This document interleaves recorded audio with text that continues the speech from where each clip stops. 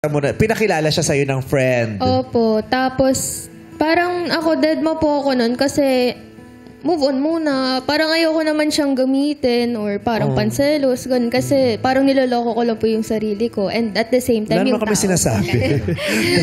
In-explain niya agad yung side niya. Oo, baka i-judge niyo ako agad. Tinanong ko lang. Hindi, schoolmate mo ba yung ex mo? Yung ex mo dati? Schoolmate mo yung ex mo. Opo. So, nung pinakilala kayo, hindi mo pa siya prinodjekan agad. Wala lang. Pakilala lang tapos wala. Apo, ganun po yun. Gano'ng katagal bago mo siya sinimulang formahan?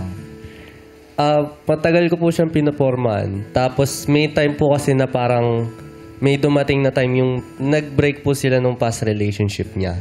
Nung nag-chat po ako sa kanya through messenger, hindi niya po ako pinapansin. Like, deadma po talaga siya. Tapos nung ganun po, nakakakuha po ako ng hint na baka move on siya, ganun. Baka hindi pa siya ready. So, kumbaga ako po, inayaan ko po muna, tumigil po muna ako nung time na yun. Na hindi ko po muna siya chinachat.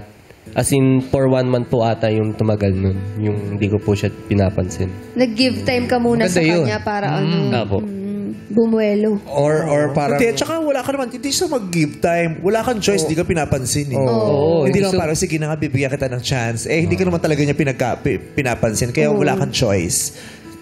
Mga bata pa kayo noon, 16, 17. Bakit gusto nyong, ba't gusto mong manligaw? Ba't gusto mong magka-girlfriend nung panahon na yun? Nung time po kasi noon, hindi ko po alam. Kasi nung nakita ko po talaga si Kirsten, yung iba po kasi talaga yung naging tingin ko sa kanya. Nung nag-aano po siya dun sa speech choir, parang sobrang nagandaan po ako sa kanya. Ganun. Tas yung nararamdaman ko po nun, parang iba po talaga towards sa kanya. Kaya po gumagawa po talaga ako ng way para makipag-close sa kanya, makilala siya lalo, yung ganun. First mo yun, di ba? Tapos bata ka pa. Anong alam mo sa love, sa relationship? Anong expectations mo sa love nung mga panahon na yun? Nung time po nun yung expectations ko sa love is parang yun po yung parang committed po kayo sa isa't isa na kailangan pag nag-commit kayo is parang yung sarili mo po pati yung partner mo po is parang nire-respect niyo po yung each other, ganon, yung nagko-communicate po kayo throughout the relationship, yung mga ganon po. Pero hindi ka ba natakot na liligawan mo si Kirsten tapos baka mabasted ka? Ay, hindi naman po. Wala kang takot na mabasted nung panahon na yun? Ay, hindi naman po. So, sure siya, ka, nasasagutin ka. Kahit nung una, hindi ka naman pinapansin, hindi pinapansin yung mga chat mo, ganun. May slight po na takot. Pero hindi po ako nag-hesitate na ligawan siya.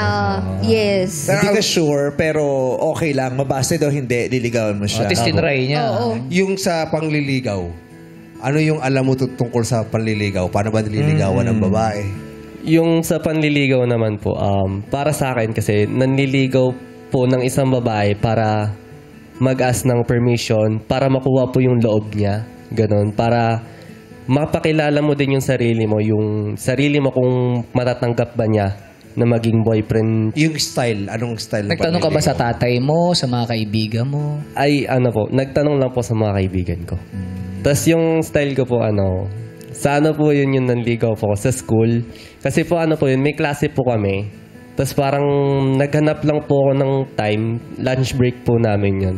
Tapos parang nag-chat po ako sa kanya ganun, nasan ka? Ganun.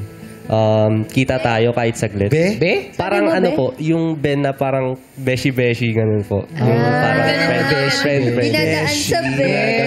Ba't di mo tawaging ats? Ats? Quiz. O kaya sis. Kita tayo quiz. Kasi mo gusto ats. Di ba quiz at saka ats? Yes, Atsi. Okay, so chat talaga no? Chat. Walang pa-love letter. Wala nang gano'n. Yung padala ng bulaklak or ng tsokolate, pero hindi alam kung kanino galing. Yung secret admirer. Abot mo nga, tapos titignan mo lang kung anong reaction niya. Tapos kanino galing to? Sino ba? Parang sila kanino nga to? Tapos nagbigay, ganun din. Oo. Tapos ikaw patay mali siya, pero kung nandoon ka, yung gano'n. Wala kang gano'n. Ay, wala po. Pangit mo man liga. Kung estudyante pa yun, tsaka first first eh. Hindi pa niya alam eh. Chat na eh. Tapos emoji na. Oo. Doon na lang, dinadaan yung flowers sa emoji. Pero yung mga pag-gets, yung creative pa ba kayo manligaw? Kasi dati talaga, parang physical ang panliligaw eh. Di ba? Nung mga napapanood dati, yung mga sinauna, yung magsisibak, mag-aararo, mag-iigib, magluluto, mag-aharana. Parang masyadong maraming physical na aktibidad para makapanligaw ka. Maghuhuli ka ng manok, tapos ibibigay mo. Correct.